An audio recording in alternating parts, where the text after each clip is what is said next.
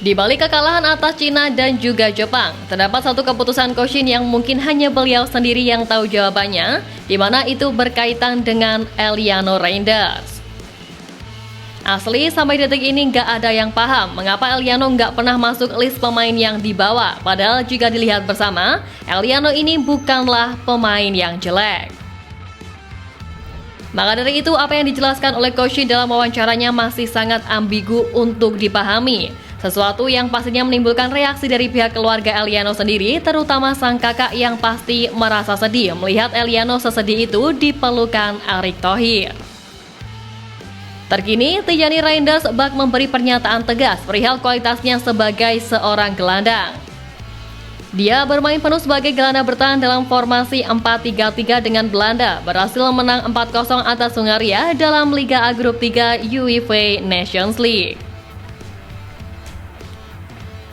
Hasil itu membuat Belanda dipastikan lolos ke perempat final dengan status runner-up, yang secara matematis Hungaria memang berpeluang menyamai poin Belanda, tetapi Oranje punya catatan selisih gol yang lebih baik. Tentu kualitas yang ditujukan oleh Tijani ini seakan memberi pernyataan tegas pada Sintayong soal dirinya dan adiknya yang tak boleh diremehkan. Ya, Tijani benar-benar merasa kalau Eliano sangat layak untuk diberikan kesempatan bermain karena adiknya itu sangat-sangat excited memilih Indonesia.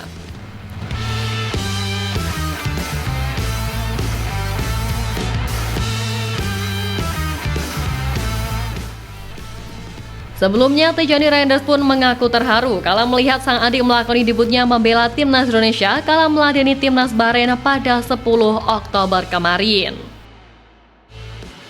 Pemain berusia 26 tahun itu bak mengungkap kebanggaannya pada Eliano yang terlihat pada responnya terkait postingan akun media sosial milik ayahnya yang bangga dengan kedua anaknya masing-masing membela dua negara yang berbeda. Ia melihat sikon dari Eliano. Koshin menjelaskan kalau untuk sekarang ini kemampuan Eliano masih dirasa belum cukup untuk menembus skuad timnas Indonesia. Akan tetapi, Koshin sendiri nggak menjelaskan lebih jauh apakah alasan lainnya sehingga membuat ambigu. Nah, meskipun kami masih mendukung Koshin, tapi dalam hal ini suka tak suka kami harus memberikan kritik. Pertama, apakah Eliano sejelek itu jika dibandingkan dengan pemain seperti Arhan, Nathan, Witan, Yakob, Marcelino hingga Asnawi sekalipun? Kedua, kalau masalah fisik, kami rasa tidak ada masalah karena Eliano sendiri adalah pemain yang sudah terbiasa ditempa di level tertinggi. Meski memang ia sempat cedera pramusim, tapi bagaimanapun sekarang ia sudah fit. Kemudian ketiga, secara pengalaman dan juga jam terbang, jelas Eliano mutlak di atas pemain-pemain yang disebutkan tadi. Dikutip dari Transfer Market, Eliano tercatat sudah tampil sebanyak 92 pertandingan Eredivisie. Bahkan di musim lalu, ia tampil di 32 pertandingan Eredivisie dengan torehan 3 gol dan 1 assist.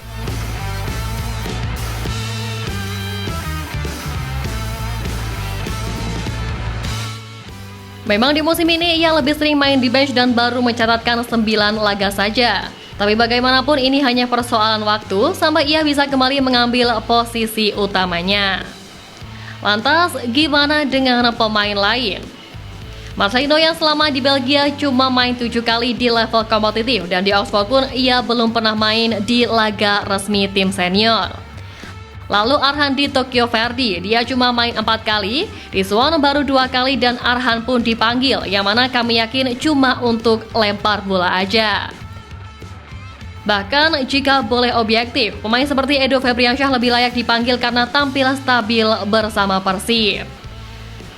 Kemudian Nathan Chuan disanksi ia baru tampil 3 kali musim ini, tapi nyatanya Koshin pun tetap memainkannya. Yakob Sayuri oke lah, masih bisa diterima. Ia main karena di klub pun ia main rutin dan juga mainnya lumayan oke. Terus kalau Witan, musim ini ia lebih banyak tampil sebagai subs tapi juga dipanggil oleh Koshin. Dan kalau main pun lebih banyak bikin sebelnya. Asnawi mungkin masih bisa diterima karena sejelek-jeleknya dia kata orang, ia adalah pemain yang tampil reguler di klubnya. Ya, intinya kalau alasannya soal chemistry itu agak lucu sih, karena biar gimana pun Eliano juga berhak buat dapat kesempatan. Lalu soal kualitasnya, statistik juga udah membuktikan. At least masukin dia dari bench itu masih mending lah, ketimbang dicoret dan jauh-jauh dari Belanda cuma untuk jadi tim hore. Memang bagaimanapun itu mutlak hak pelatih, tapi kami merasa ada sedikit subjektivitas dari Koshin, terutama soal Marcelino, Witan, dan Arhan. Sekali lagi kami nggak ada maksud atau tujuan tertentu, kami hanya mengkritisi apa yang harus dikritisi.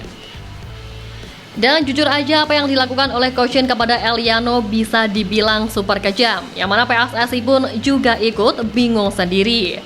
Walaupun ya semuanya kembali lagi kepada hak pelatih.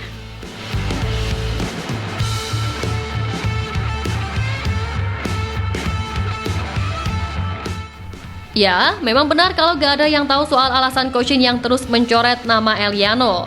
Tapi kalau dilihat kilas balik, apa ini berkaitan dengan niat awal Koshin yang mengincar sang kakak Tijani Reinders? Sejak lama Sintayong membidik nama Tijani Reinders buat ikut memperkuat timnya.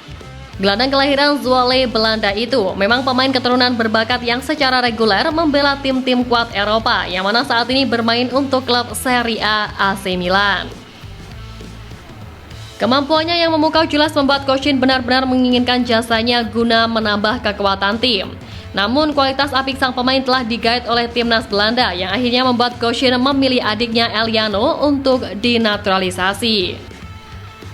Lalu apakah Eliano hanyalah pelampiasan Koshin, buntut tak bisa dinaturalisasinya Tijani? Tentu harapannya tidak. Sang kakak percaya kalau Eliano bisa mewujudkan misi besar membawa timnas Indonesia untuk lolos ke Piala Dunia 2026. Tijani berharap sang adik bisa mendapatkan kesempatan setelah ini dan meraih sukses bersama Indonesia di babak ketiga. Ia pun mengungkapkan keinginannya agar kelak Belanda berhadapan dengan Indonesia di Piala Dunia dan mempertemukannya dengan sang adik kala berduel.